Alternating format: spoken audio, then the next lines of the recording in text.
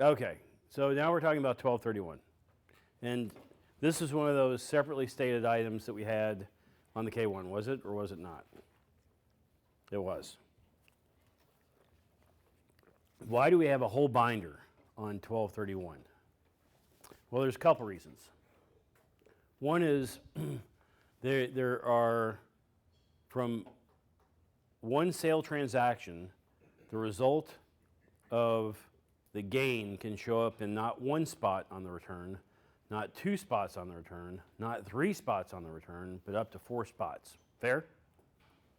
So this is about showing you the variations of the number of places one gain calculation can show up on a tax return. The second thing is understanding what 1231 is and what it means and how it works. And so let's see, before I get ahead of myself. Okay, so let's see. Allie, what's this say?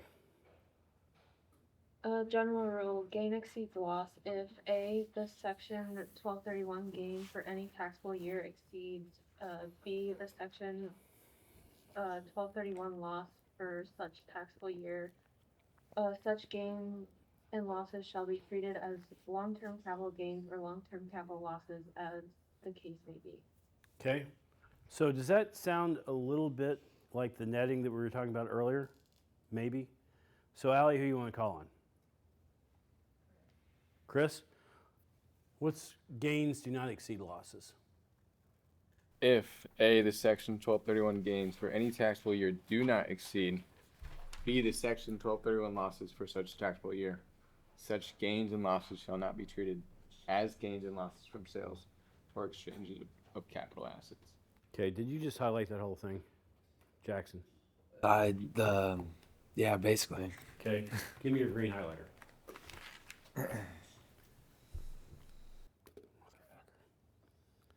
Highlight, everybody highlight on such gains and losses shall not be treated as gain or losses from the sale or exchange. Exactly what you just highlighted, so you're good. Okay.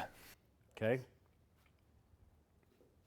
Okay, so sale or exchange, actually this is pretty damn important. Okay? Sale or exchange is a doorway.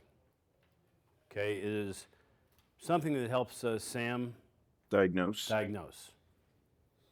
Okay, so what that says, it says what again, Jackson? Such gains and losses shall not be treated as gains and losses from sales or exchanges of capital assets. Huh. All right. So that's going to rear its head in one of the examples that we have. So sale or exchange is a term of art. In order to have a 1231 gain, you have to have a sale or exchange of an item. In order to have a capital gain, you have to have a sale or exchange of an item. So what happens if you don't have a sale or exchange? And you have this table and you just throw it in the dumpster. Do you have a sale or exchange? You don't. You have an abandonment. And we're going to talk a little bit about abandonment today, but if you have abandonment in a business context, you throw this in the dumpster and there's $100 of net book value left in this asset. We throw it in the dumpster, it's an ordinary write-off. Abandonment, so here's the general rule for abandonment. Abandonment, when you throw something in the dumpster and just abandon it, or you leave it on the side of the highway, it's an ordinary loss. So Max, a good practitioner, knows the rules. Correct. A better one knows the exception. And then an even better knows the exception to the Knows the exception to the exception. Okay, so I just gave you a rule. And what was that rule that I just gave you just now, Max? Abandonment is ordinary loss. Because there's no sale or exchange. Correct. Okay, that's the important part. Abandonment is ordinary loss because there is no sale or exchange. Sale or exchange opens the door or the window to get to capital gain treatment or to 1231 treatment. If we throw the table into the dumpster, then it's abandonment. So now I'm going to give you an exception, and I'm going to give you the flip side of why the words sale or exchange are important. Who did we talk about earlier about 409A? What was that company? Enron. Enron. So do you think there were a lot of people in the world that had Enron stock that might have wrote it down to zero? And they got nothing out of it? Did they have the ability to sell or exchange their Enron stock? Okay, so the rule I just gave you was what? They can abandon it, they can throw it in the trash can, they can throw it away. And if they have basis in their Enron stock, what rule did I just give you, Max? It's an ordinary loss. And why is it an ordinary loss? So there's no sale or exchange. There's no sale or exchange. A good practitioner, Max, Knows the rule. a better practitioner, Knows the exception to the rule. knows the exception to the rule. So here's the exception to the rule. Okay, abandonment results in ordinary loss because there's no sale or exchange. Correct. Did I sell or exchange my Enron stock? No. I did not. So should I get ordinary treatment? There's only one answer, and it's going to be no. Right. Okay? So 165G says that if you abandon your stock, that you got nothing out of it, we're going to treat it as if you had a sale or exchange of your asset. So even though you abandoned your stock and you threw it in the dumpster, the code says, we're going to treat you as having sold or exchanged that stock. And if you have sale or exchange, do you get abandonment treatment, Max? No. You get what kind of treatment? You get ordinary treatment. No, Oh, for sale or exchange. Capital. So is it better to have an ordinary loss associated with your Enron stock or capital? ordinary. Ordinary, because is there a limitation? No. If you have a capital loss, what's the annual limitation if you don't have any other capital gains? $3,000. So abandonment, starting point is if you abandon something, it's ordinary. It's an ordinary loss. If you abandon stock, the code says, no, we're going to treat you as if you sold and exchanged it, so you can't abandon it. There is an exception to the rule. Okay? So let's go back to gains or losses do not exceed. Who read that? Me. Who? Oh, go ahead. What's it say? Such gains and losses. Gains do not exceed. Section 1231 gains for any taxable year do not exceed the Section 1231 losses. Such gains and losses shall not be treated as gains and losses from sales or exchanges. So would they be treated as ordinary?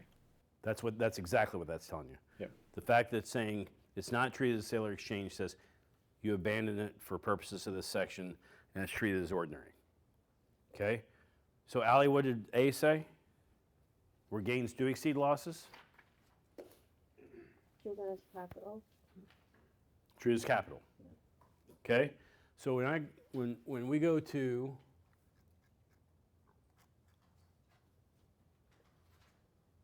okay, I'm going to come back to that. So when we come back to the sheet, which is 1231 netting, I don't know if you guys put a post-it on that in the other book, but I think this is worthy of putting a post-it on this one. This is what we just read. It says, step 1, net all current year gains and losses. If it nets to a loss, it's B that says it's ordinary, because isn't that what you said, Chris? Yeah. It nets to, it's treated as abandonment or ordinary loss. Okay? Or if gain equals, if it's net gain, go to step 2. And there was nothing in there, and I don't know really where to find this in the code section off the top of my head. But let's talk about this just for a second, and we'll show it. Okay? So we know that based on what Allie said, if gain exceeds losses, Allie, what's it mean? Capital gain. Capital. Well, that's not 100% true because of what we're getting ready to talk about. And I'm sure that this is somewhere in here, but I don't know where. So I'm just going to do it now. So we're going to do this 2 ways. Year 1, year 2. Okay? Oops. And I'm going to say that I have asset 1, asset 2. And I'm going to say net book value, probably a good way of doing it, is $1,000 on both. Okay? If I sell asset 1 in year 1 for $500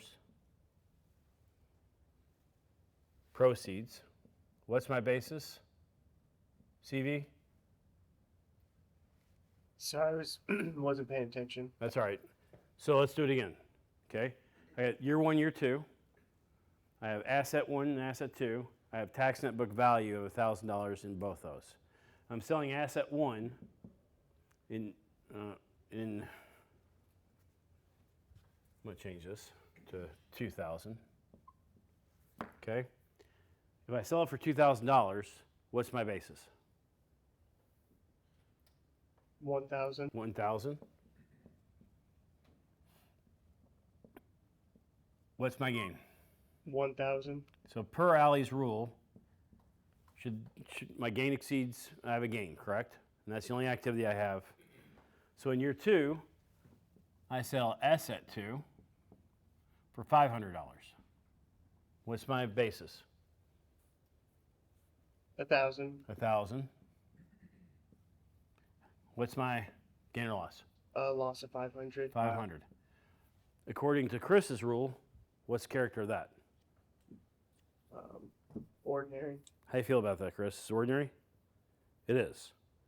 Okay? So now let's reflect back on what this says here.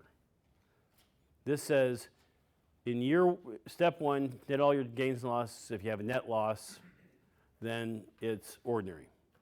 Correct? Net them. If you have net gain, you go to step 2.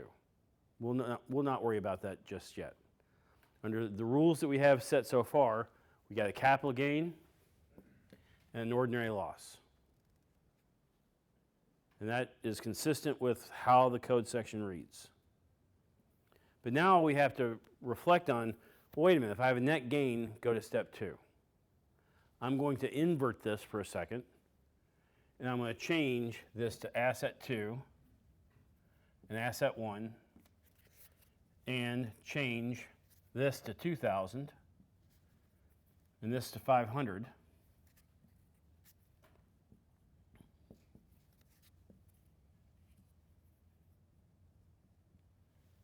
We have a loss in year 1, ordinary, correct? Now in year 2, we have a gain of 1,000.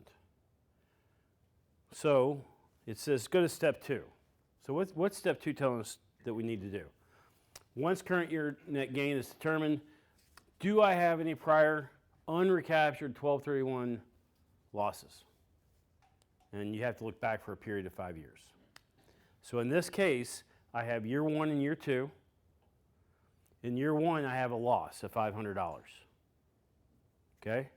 So what this says, to the extent in the past 5 years, and I'm not going to do it. I look back 5 years, which would make me negative 1, 2, and 3, if I had looked back 5 years using 1 as a proxy for a correct mark. And I'm going to say that every other year is 0 in terms of 1231 losses. So my population of 1231 losses in the past 5 years is 500. To the extent I have a current year 1231 gain, I have to characterize that gain as ordinary to the extent of the prior year loss. So this 1,000 is 500 ordinary and 500 capital.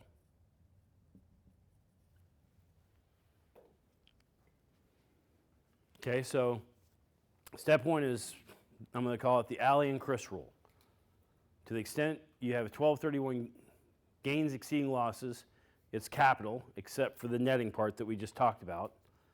Or the Chris rule that says if losses exceed gains, it's ordinary. Right? But then we have to be smart enough to look back for a period of 5 years prior to this year to say, if I have a 1231 net gain in the current year, have I taken any 1231 losses in prior years that resulted in an ordinary write-off? And if the answer to that is yes, then you got to recharacterize the current year 1231 gain as ordinary to the extent you've taken losses in the past.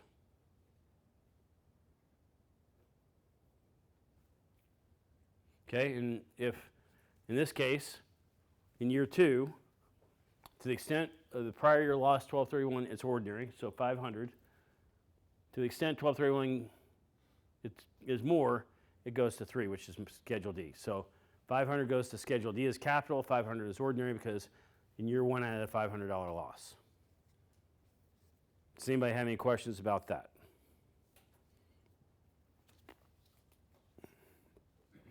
Okay. Chris, who do you want to call in? Let's go, Matt. Matt, what's this say? Says, start at the top there. No, general, where it's highlighted. Okay. General rule, the term property used in trade or business means property used in the trade or business of a character which is subject to the allowance for depreciation provided in section 167, held for more than 1 year, and real property used in the trade or business held for more than 1 year, which is not A, property. Yeah, don't worry about that. Okay. Okay. So when I said earlier, definition of 1231, because now 1231 is a category. It's a couple things, but first and foremost, it's category. Okay, and the category says if you fit into this category, you have to follow the Sailor Exchange rule treatment, and you have to follow this 1231 netting. It's a way of, Sam, diagnosing what you're dealing with. Okay, so in order to make a determination of whether you have 1231 property, you have to say, wait a minute, it's going to come in one of two categories. Okay, is 1231 is two things. Is that what it said, Matt? Correct. And what were those two things? Property used in trade or business. Does it say property or tangible property? All right, go ahead. Property, use, trade, or business. Okay. Of a character which is subject to the allowance for depreciation. Okay, so we're going to say depreciable property, correct? Yes. And held for more than 1 year. And held for more than 1 year. Okay. And what else? Which is not those three things up there. Nope, and then there's and right here. Real property used in trade or business. And real property used in trade or business. So you have real property and you have depreciable property. Okay? So you think real property is land? Okay. And do you think depreciable property is subdivided in between maybe tangible personal property and buildings? So tangible personal property and building. Okay, so knowing 1231 is real property used in a trade or business. So let me ask this question, Matt. I'm a farmer, I farm. Is my land 1231 property? Yes. It is. If I have a building that has a lot that's next to it, or a building with ground on it, is the ground 1231 that's underneath it? It is. Yes. Is the building also 1231? But aren't those two things on separate sides of that equation? Correct. Correct. So the land is always going to be 1231. So what does that mean? It's always going to be 1231 because I just said we got to categorize what we're dealing with. Did I not?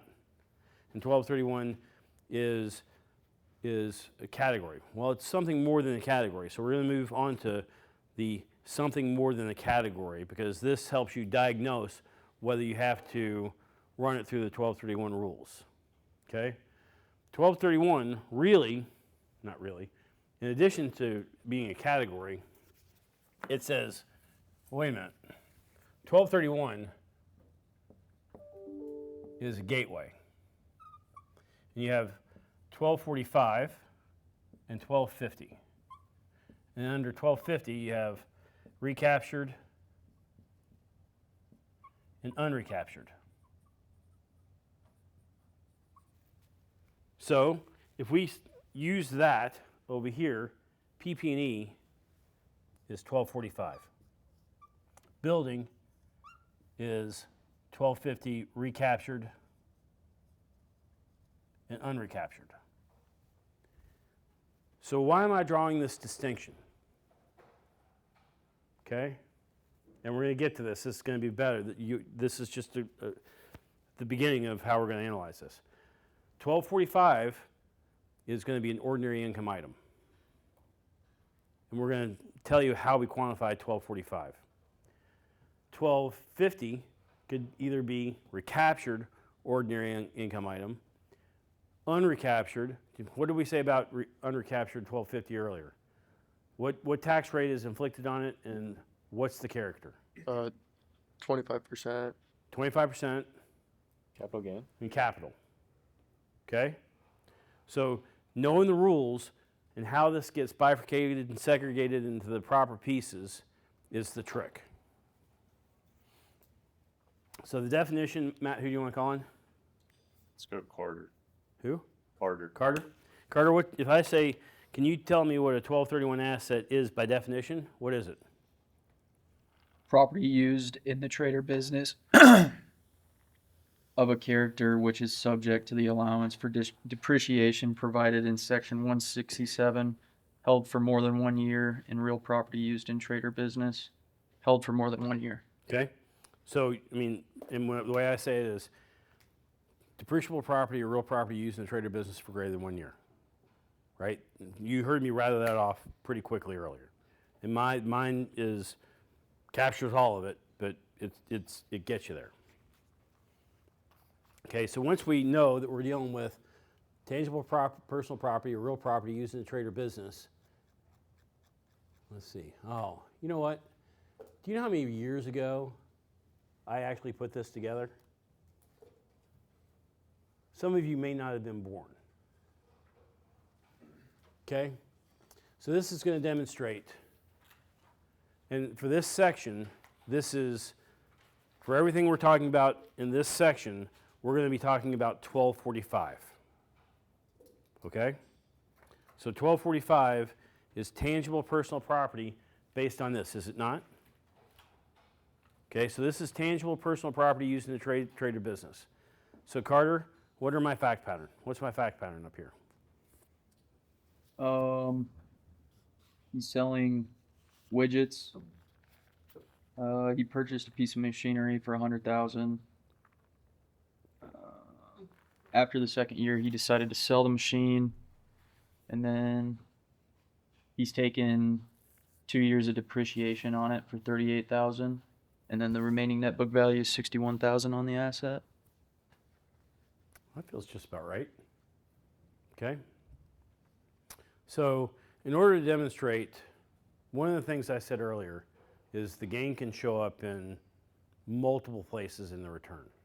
So this is intended to say, what's the procedure to understand what the gain is, and what is the thought process or procedure to understand where it gets reported in the return. So we have scenario 1, 2, 3, 4, and 5. Okay? And you'll notice my net book value, 61,220, 61,220, 61,220 is my 100,000 less the 38, correct? Okay. My proceeds line, scenario 1, 2, 3, and 4, 5, says 75, 220, 50, 220, 110, $1, and 0. Okay. So, did I actually write the procedure on this page? I think I did.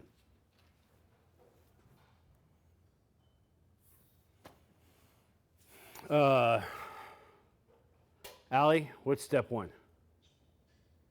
Step 1, calculate the gain. Okay. What's the definition of proceeds, Allie? Cash, property, and then debt relief. Cash, property, and debt relief. So now we'll just break down step one into smaller steps. And actually, one of the things that might make me better in my job than some others is I'm able to look at that and go, well, in that one step, there's also sub-steps. I can break things down a little bit better into its individual piece and then put it back together. And let me say that differently. I have to break it down. It's not like I can't avoid it. It's not, because the smaller I get it, the less likely I am to miss something. So embedded in calculate the gain, we already said that we don't want a shortcut. Proceeds is its own thing, which was what, Allie? So cash, property, debt relief. Okay, and you always want to think in those terms. Even though this page is not doing that, you always want to think in those terms. So once you have the proceeds put together, what do you compare those proceeds to get to your gain loss? Net book value. Net book value, which is how much? Well, let's stick with it. Don't worry about that. Net book value, and then that gives you the gain, correct? So in step one, we are calculating the global gain. And when I say global, you'll see these various lines down here that we have to account for. You have a global gain that then we're going to have to break out into its own specific individual piece. And when we break it out into that own specific individual piece, it's going to shoot out into different places into the return. So what's step two, Allie? Quantify the amount of prior depreciation taken. Okay. How much was that? It was 38,000. 38,720, correct? Or 780? Okay. Step three. Characterize the gain as recapture or to the extent of prior depreciation. Okay. And step four. Quantify the excess gain over prior depreciation taken as 1230 gain, most likely capital gain. Okay. And why is it most likely?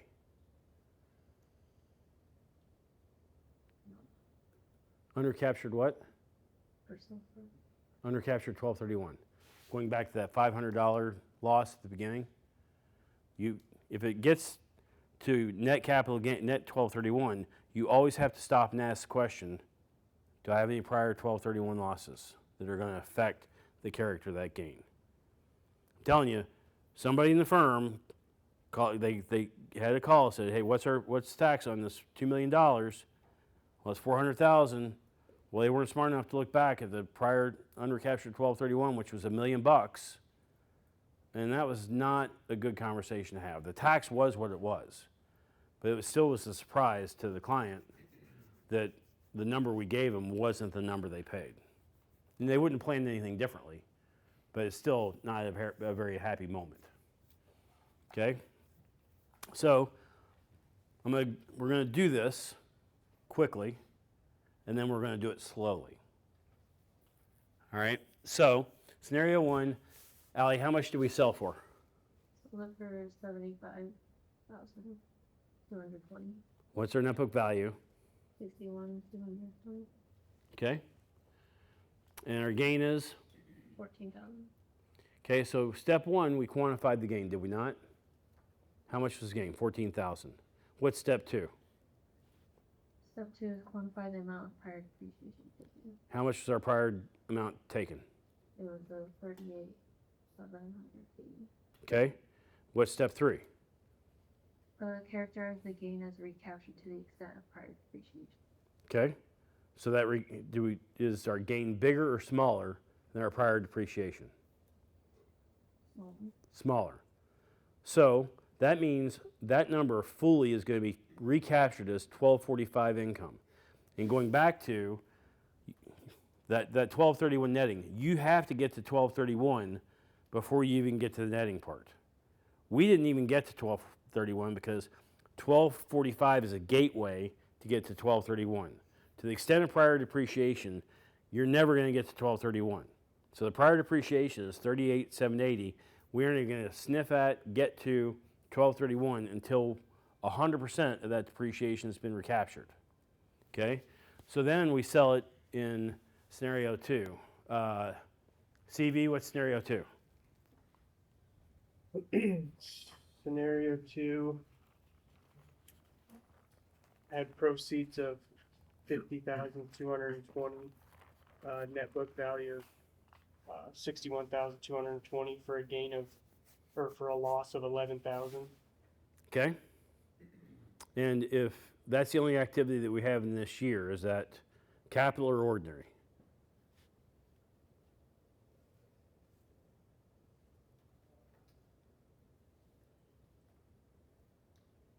Capital. Capital. How do you feel about that, Matt?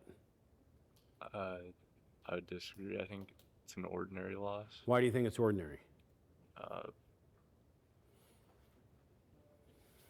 Actually, trying to remember the rule on that. Ask Chris. Chris? It's ordinary. But why? What rule did you read? So 1231 losses in excess of gains are always treated as ordinary. Okay? And if this was our only activity in the current year, do we have a 1231 loss in excess of our 1231 gains? So the Chris rule, which says losses in excesses of gain, is ordinary. And I do this to try to you were the guy reading it, now I'm going to pin it on you, and when I say Chris, everybody's like, oh yeah, that's the rule, right? And it's the alley rule where gains in excess of 1231 is capital, except for this netting thing. You got the more complicated side of things, Allie. Okay? So, what was it? I fell asleep, CV. What's the character of this game? Ordinary, Why again? because it's a loss. It's a loss, and it's the only activity in the rule that says a loss is ordinary because the 1231 loss exceeds the 1231 gains in this given year. Okay? Who you want to call in? The other corner. Oh, there you are. What's 3 say? They sold for 110,000, net book value 61,000, leaving a gain of 48,000. There's a 1245 gain of 38,780 and 10,000 1231 gain. Okay, so now here's the interesting thing. Okay?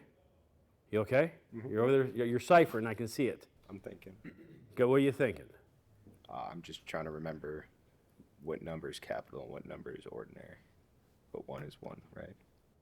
Well, my favorite answer, it depends, but if this is the only activity in the current year, one's ordinary and one's capital. Except if we have any unrecaptured 1250, right, Allie? Okay? So here's the interesting thing. I said earlier the only way you're going to get to 1231 gain to do the netting that Allie has to determine whether we have any unrecaptured 1231 losses from the previous year is we got to have the full depreciation recapture. So the depreciation was 38,780, was it not? Mhm. So our gain, because we know we have to calculate a gain in step 1, just get a global gain. To the extent we have prior depreciation, we have to recharacterize that as ordinary for 1245. You have to recharacterize that as recaptured, and then any excess or the remainder of the gain is going to be 1231 gain. Well, let's take a look. How much did we buy this machine for? 100. How much did we sell it for? 110. 110. So the rule is the only time you're ever going to have a 1231 gain is when there's actual appreciation in the asset. That is the only time you're ever going to have 1231 gain.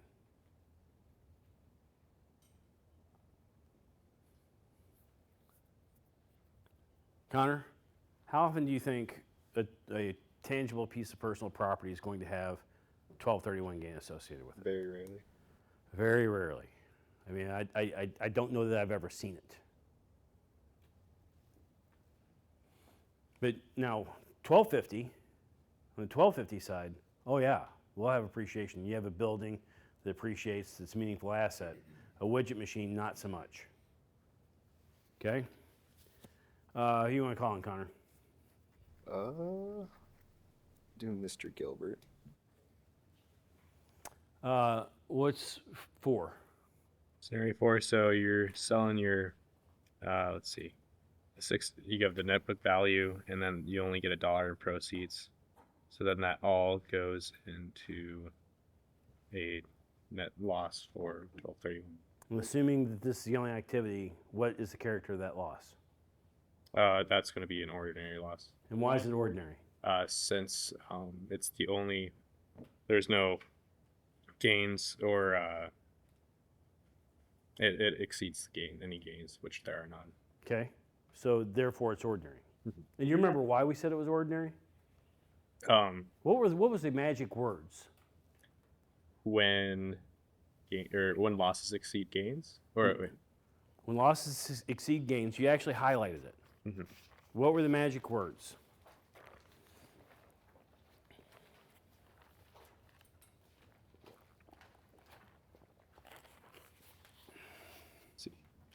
such gains and losses shall not be treated as gains and losses from. Oh, oops. Yeah, the section 1231 gains for any taxable year do not exceed the section 1231 losses for such taxable year, and such gains and losses shall not be treated as gains and losses from sales or exchange of capital assets. Sale or exchange. Okay, so what's that dollar doing up there?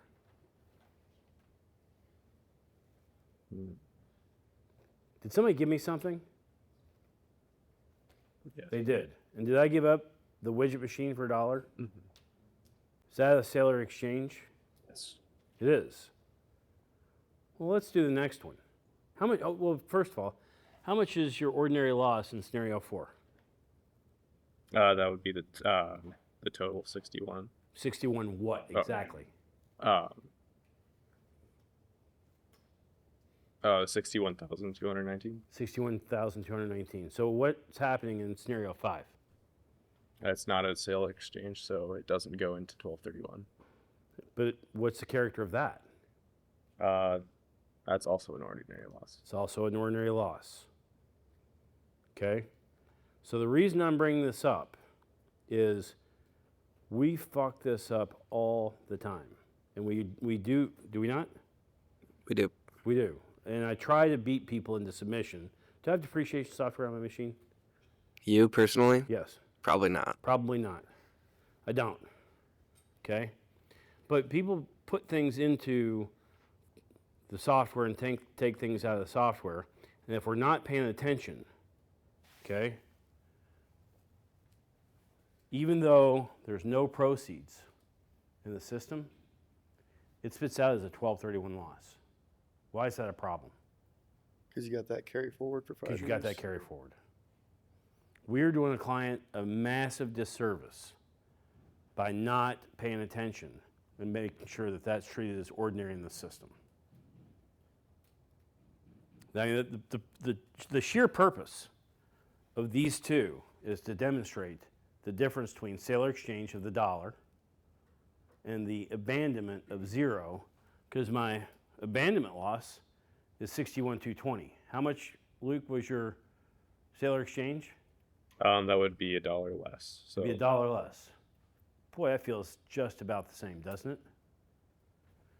All right, so now that was the quick piece. Yeah. Just on your point, I think the Access calculates like ordinary losses correctly when you put in no proceeds.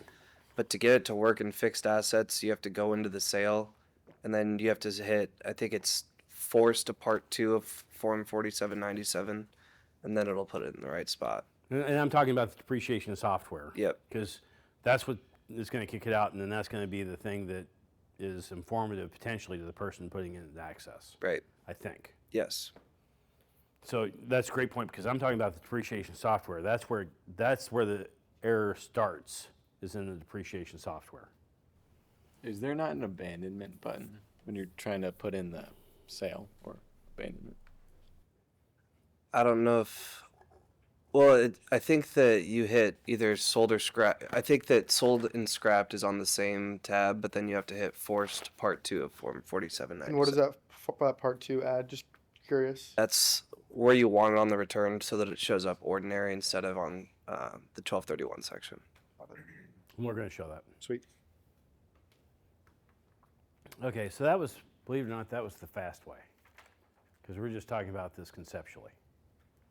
Okay, so if we're going to do these scenario by scenario. And just out of curiosity, we talked about separately stated items, didn't we? So stupid question. Ordinary income items on page 1, everybody treats the same. Other items on Schedule K, they don't treat them the same because they have there's an opportunity to treat them differently at the 1040 level. Okay, so keep that in mind as we're going through here. That's why this is popping out in multiple places in return. Okay, so let's go over the fact pattern just for a second. Okay, this is Doobie Manufacturing, whatever. We got a number there. Who cares for now? But we're going to look at the balance sheet for a second. Here's the balance sheet of the entity. And we have the $100,000 acquisition cost.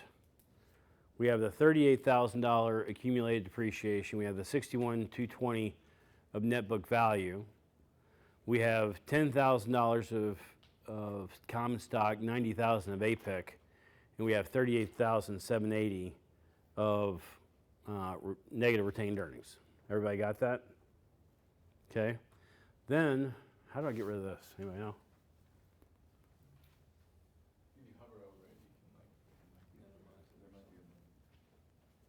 Because that's going to annoy me. So there's the 75,000, and actually, you probably want to keep your, back to the example page. Keep that just so we know which one we're on. I mean, did we have 75,220 of proceeds in scenario 1?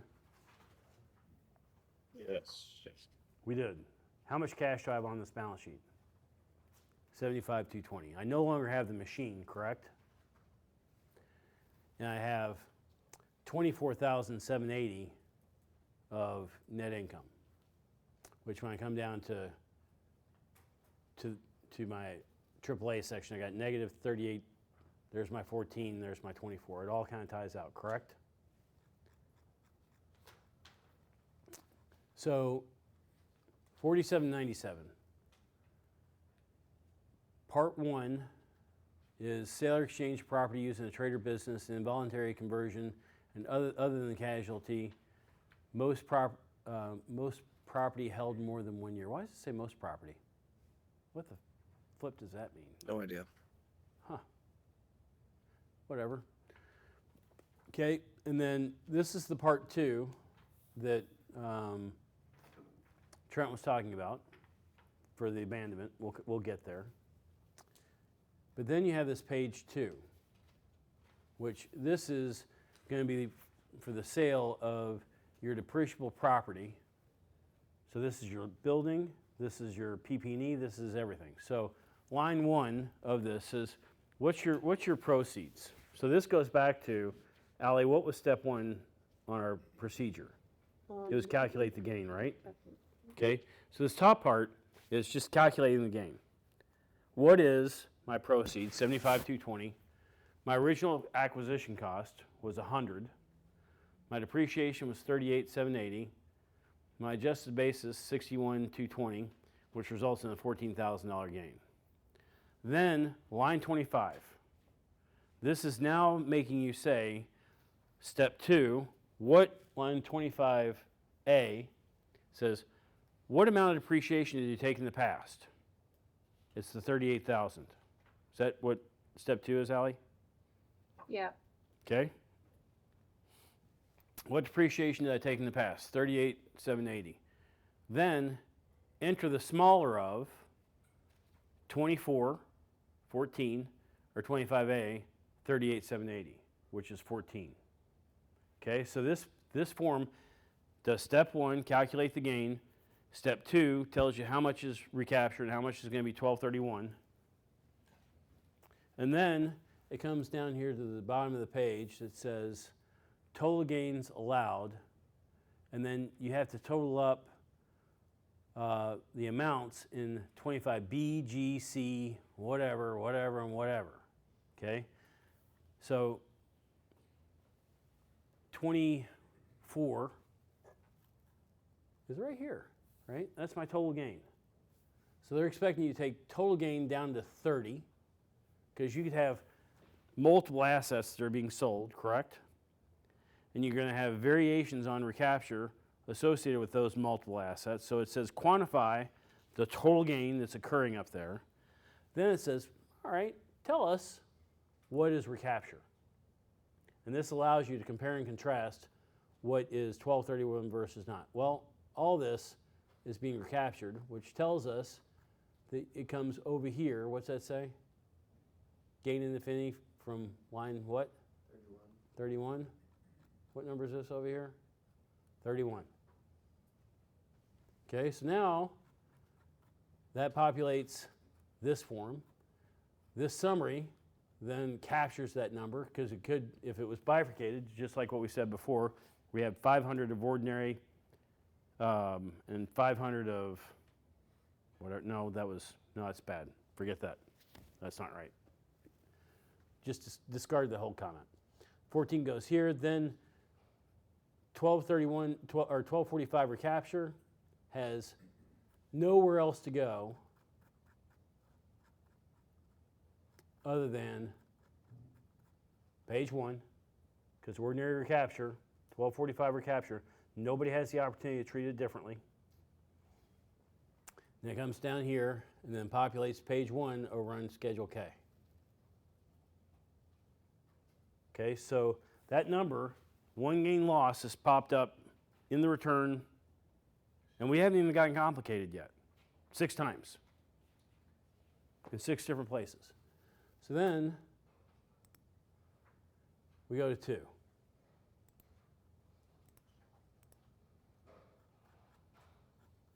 Here's the same balance sheet, right? We have 50,000 of proceeds the same way we had it before. There's nothing over here, because this is gains from, not gains and losses. So it's an asset that we used in the trader business for 1 year, more than a year, and we have $11,000 loss. Based on everything that we've said today, where do you suppose this $11,000 go? It's ordinary in treatment. We all agree on that, I think. 1231 losses is ordinary, is it not? Are you sure? Chris, is this, do we know this is ordinary? 1231 losses? Yeah? Yep, ordinary. Jackson? Is this ordinary? Yes. Matt? Depends On? if they have 1231 gains. Who's they? The individualist gets distributed to. Does anybody know this at all? No, that's why it's in a different spot. So you, since it's potentially treated by differently, where do you suppose that you're going to see this? Schedule K. Schedule K. Okay, so the first one with $14,000 income, nobody has the opportunity to treat that differently. The loss, the 1231 loss, has the opportunity to be treated differently because of what kind of netting, Allie? What? What kind of netting? Oh, the 1231. 1231 netting. And that 1231 netting is not occurring at the entity level. It's occurring at the individual level. So the 11,000 goes to Schedule K, 1231 gain or loss. Okay?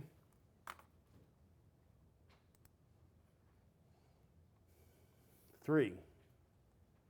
Okay, so how do you suppose this is going to go?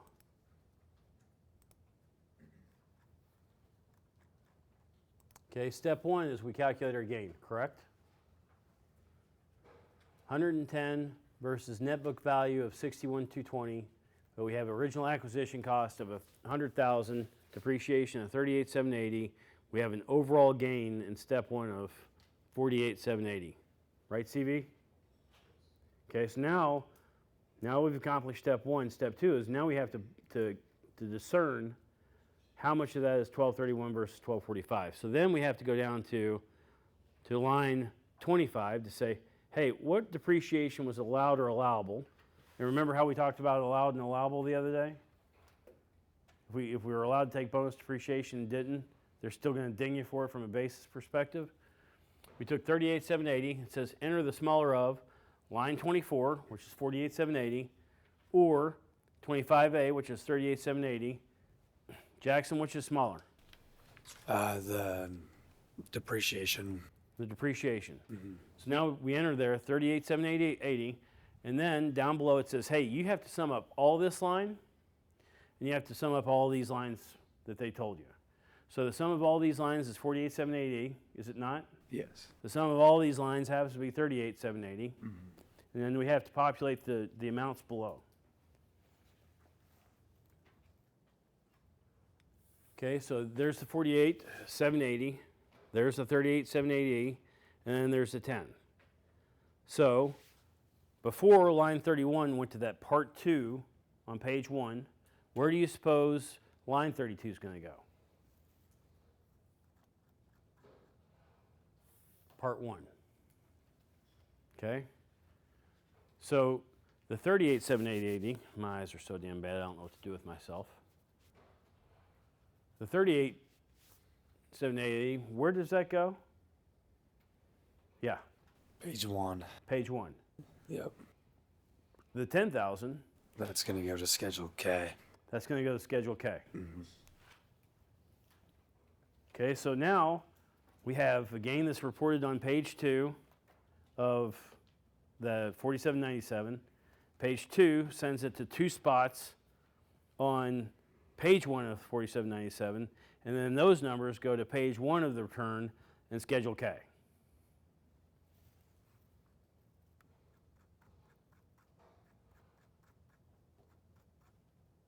That comes from page 1, and there's the 10,000.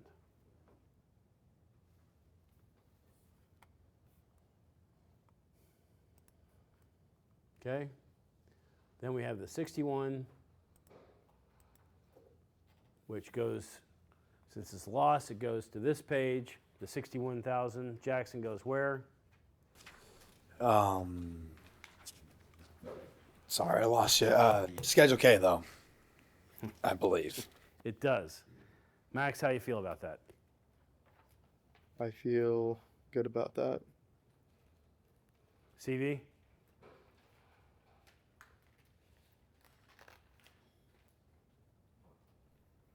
You feel good about that? Sam, how you feel about it? I think good. Allie? Good. Good. Carter? I think generally people get paranoid at this point. It clearly goes to Schedule K. Okay?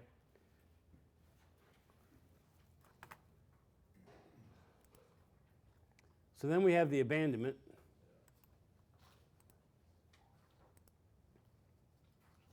Ah, damn it.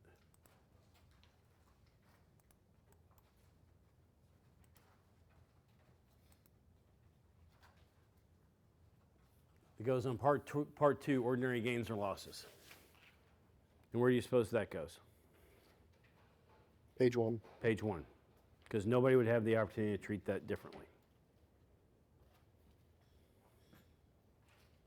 Now, Trent, how often do you think they're going to be referring back to this book?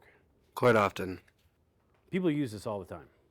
I mean, because it is hard to remember where all these things go under, and I think I've captured pretty much every scenario under 1245 that might happen to you. And when you put something in the system and something spitting out, this is a roadmap or guidepost to say this is how the system should be spitting out the information. And it gives you an opportunity to self-review and know it. And this is one of those things when I say that we're trying to inflict maximum amount of discomfort to minimize discomfort during busy season. This is one of those items for sure. How often do we buy and sell equipment on a return? Quite often. Quite often. This is not a one-off thing. This is something you're going to see and confront all the time. Anybody got any questions about that? I have a question. Yeah. So just to re-clarify, so a 1245 gain is recaptured into income? Is it, or I've forgotten kind of. Okay, so so let's go back to our Or steps. 12, Okay, the step one was what? Allie? Calculate the gain. Okay, and 1245, in my view. So what's scenario 3? on there? yeah. What's scenario 3? Does That work? that has both 1245 and 1231. Okay, so once we complete step 1, calculate the gain, which that's what's happening on page 2 of the 4797. That's where we know we have a total gain that has to be accounted for.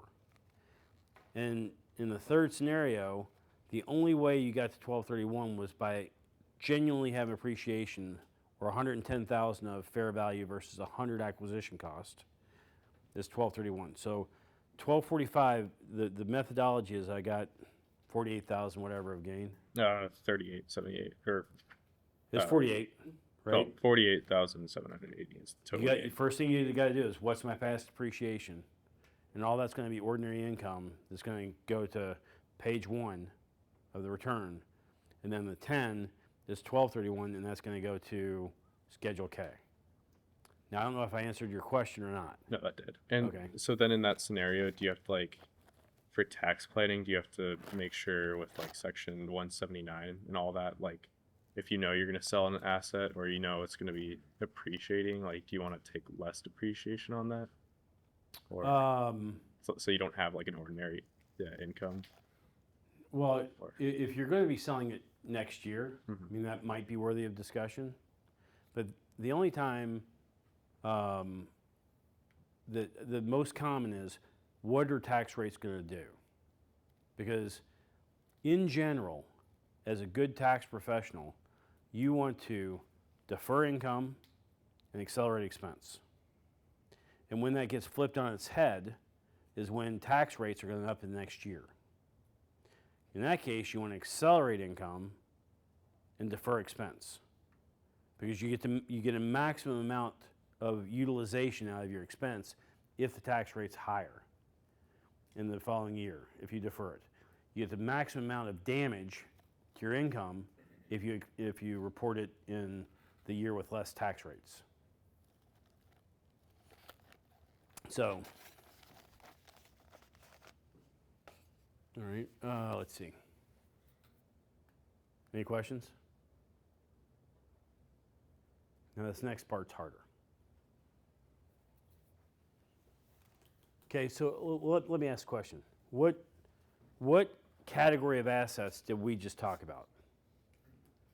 1245. 1245, and if you were going to say to a non-tax person, if you walked up to a person on the street, we're going to talk about 1245 assets, and they were like, great.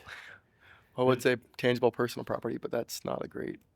No, that's exactly Would right. you call it that? I mean, Yes. I feel like some random Joe Schmo off the street is like, oh, whatever that means. Well, 100%, but they're going to be closer to the words tangible personal property and potentially knowing what that means versus 1245. Okay, so 1245, that's exactly what I was shooting for, Max.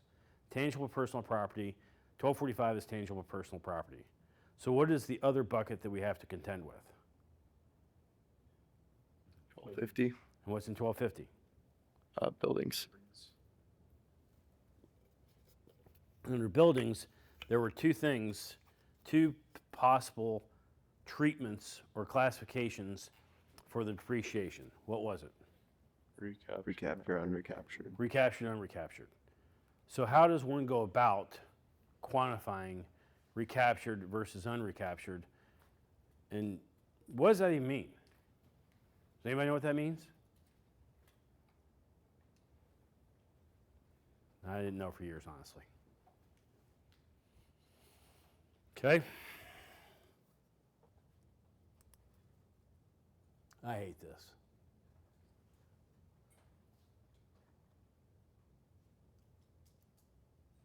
All right, so let's talk about a definition for a second.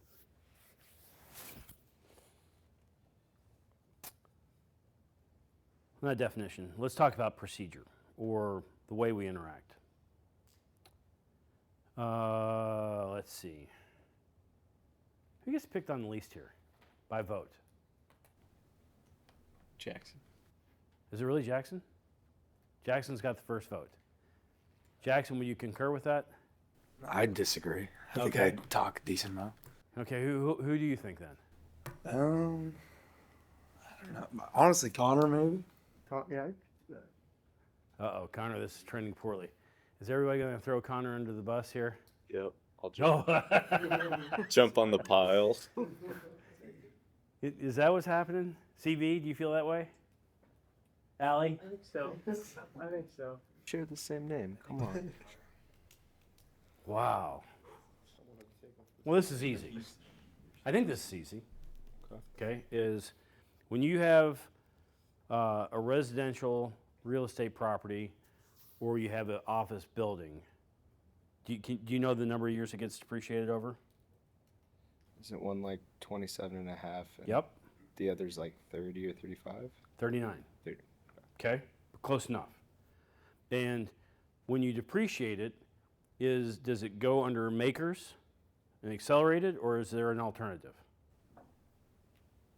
Can it just be straight line? Straight line. Okay? So in general, a building is going to be depreciated ratably straight line over the life of the building at 27 and a half years or at 39 years. Okay? So, if that's true, the amount that you have to worry about recaptured 1250 is 0. Because recaptured 1250 is the amount of accelerated depreciation taken over straight line. Okay? So if you have a qualified leasehold improvement or something where you've taken bonus depreciation or where you've taken 179, am I missing anything? Not that I can think of. Okay. That would be accelerated depreciation associated with that building. So, Max, just to be clear, I kind of fell asleep in the middle of my concept. If it's straight line, do I ever have to worry about recapture 1250? No. Why? Because there's no accelerated piece.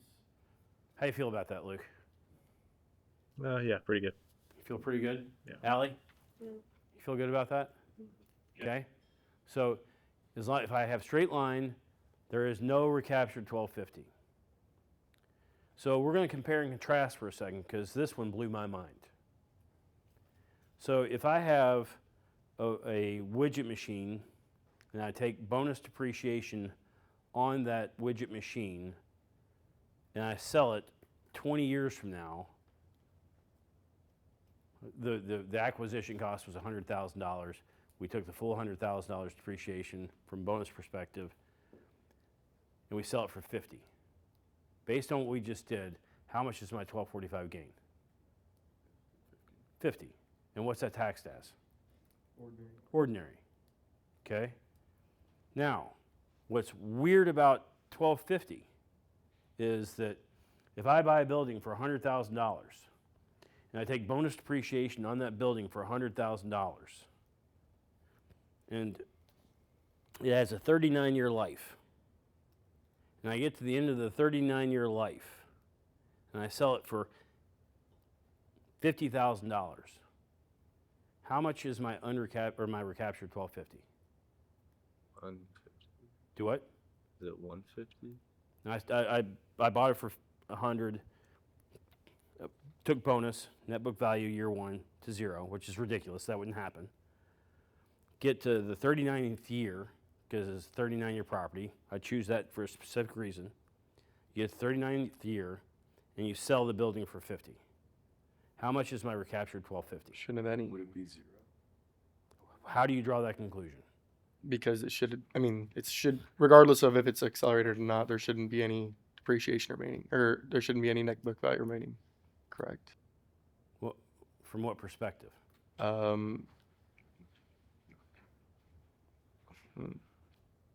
Okay, so the rule is, and I said this earlier, but I'm really highlighting it right now, it's to the extent accelerated depreciation exceeds straight line. Well, if I'm going to change it to $39,000 building because that's easy math. If I took $39,000 of bonus or depreciation year one, which was all accelerated, and I could have taken $1,000 of depreciation over straight line, how much was in excess of straight line? 38. 38. But we get to year 39, well, now what's the answer? Oh, this is in year 39. So we still have $1,000 that should have been depreciated out if we were using straight line. Sure. So we'd have about $1,000 of recapture. Sure. He's hitting the nail on the head. So you have this moving target with tangible personal property, or 1245. It's always going to be the depreciation taken. In this case, you have to measure the accelerated depreciation that was taken versus, well, taken, that's probably the best way of saying it, versus where my straight line is at the moment we sell it.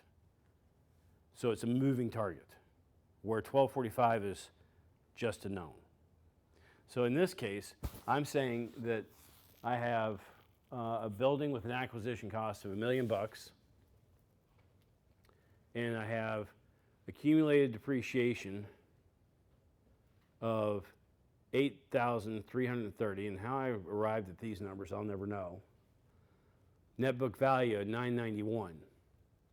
Net book value on straight line would have been $995. Excess over straight line is $3,633. I don't know what the hell. We'll come back to whatever this is. It's going to pop out, I'm quite sure. Okay, so if we sell this building in scenario 1 at year 7, we have $1.5 million of proceeds. We have $526 of net book value, correct? Step 1 in the whole process is calculate the gain, correct? So 1.5 less 526, I got a gain of 973. So then you have to say, well, what is the amount in excess of straight line? 68,813. So my recaptured 1250 is 68,000. My recaptured is 404, and my 1231 gain is 500. And 1231 gain is only going to happen when, Chris? When the asset appreciates. When the asset appreciates over the original acquisition cost. Okay, we bought it for $1 million, we sold it for $1.5 million. But if you compare and contrast that, you would say, well, in scenario 2, we sold it in the last year, and there's no net book value, there is no excess over depreciation, so you have undercaptured 1250 for the full amount of $1 million, and 1231 of 500. So when we, God willing, come here, this says 973 is the gain, 68,000, I think, was the amount that was amount in excess, right? And 904 was the excess over that, which then says 973, 68. There's your 904 and 68, and it should break out, which I don't think it gives you the opportunity to. Now this is the interesting thing, okay? How much on that page was 1250 undercaptured? On the gain loss calc, it was 404, right? So 68 went to page 1 because it's ordinary. Nobody has the opportunity to treat that differently. And what it took some people a little while to figure out is the 904 that came from the 4797, there she is. That's the 904. But the system, based on how you have it input in the system, says embedded in that 904 is $404,667 of recapture. So this 904 has two components embedded in it because it's 1231 gain and that's how it's reported. And maybe it's because both go to Schedule D, maybe, possibly. Embedded in this 904 is 1231 gain of 500, unrecaptured 1250 of 404. Those total up to the 904, and the 404, it gives you the information that you have 25% recapture or unrecaptured 1250. If there's a situation where you have a carry forward of ordinary losses or like 1231 losses, can it revert that unrecaptured 1250 to ordinary? Got it. Because it's gonna globally do it first. Okay, and then if we have the sale or exchange,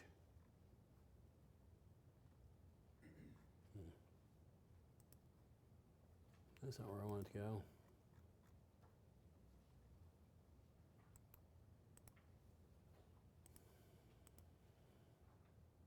There's 1.5, there's nothing in excess. 1.5, 1.5, that's going to still populate on the previous page to 1.5, and then it's going to go to Schedule K. 1.5, total 1231 with $1 million being unrecaptured 1250. And if you're doing a gain loss calculation for a client, or they say, hey, we're about ready to sell, and you know that there's embedded in their balance sheet accelerated depreciation associated with their buildings, you have to work through this chart to say, well, wait a minute, you know, this chart doesn't spit out from anywhere, does it, Trent? It doesn't, does it? So you have to say, okay, well, here's this $1 million. Here's my net book value in year 7. And now I have to run out a straight line depreciation schedule and compare what my net book value would be, and then compare those two numbers for that number to spit out. It just doesn't automatically spit out. So you only see this with stuff like QIP and land improvements. Like obviously buildings are depreciated at 39 or 27 and a half. Generally, yeah. Okay. And I would say for the first 15, 20 years, whatever, of my career, what are you talking about? This just didn't show up. Right. But with some of the opportunities for accelerated depreciation that are now provided today, this now shows up.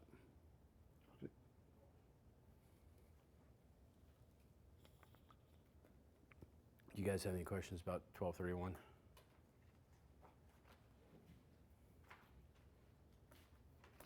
No? Not so much? I don't think they like it as much as previous groups. You'll learn to appreciate it. You'll learn to appreciate it. Okay. Nice one. Do what? He said annual depreciate. Who said that? Sam. That's funny. All right, let's see. I think that's the only thing in this particular one.